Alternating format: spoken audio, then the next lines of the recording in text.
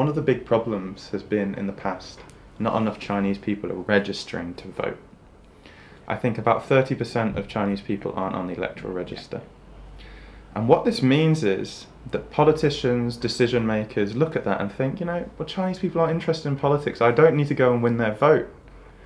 And what we said at British Chinese Project is, if we get these extra people registered to vote, these people can't ignore you. Because there's so many Chinese people in the country now, they can actually have a very real say on who's going to win the election. Because strategically, the parties all look at, whose vote do I need to win to secure my seat?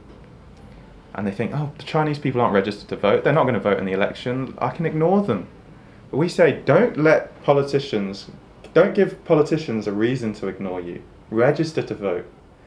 So we went round the country, we hired a bus, a van to go to 10 different cities in the UK, talk to people, help them get registered. If there's language barriers, talk to them about how the system works, just basic education that a lot of people haven't had in their life yet.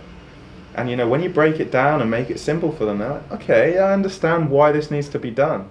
And we can also say then to the political parties, look, the Chinese people do care. You've thought for 40 years that they don't want to register to vote, that they don't care about politics, but here's a real example of how much they do care. And then the next task was getting them out to vote, getting Chinese people out to vote on the election day. And we also went round to the major constituencies and made sure people came out to vote.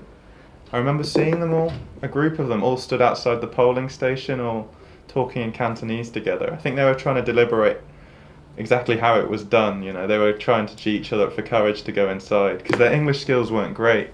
But luckily we came into them and said, it's just in there. We said you just need to tick next to one person's name and then you voted. So it showed it was making a difference, the work we were doing.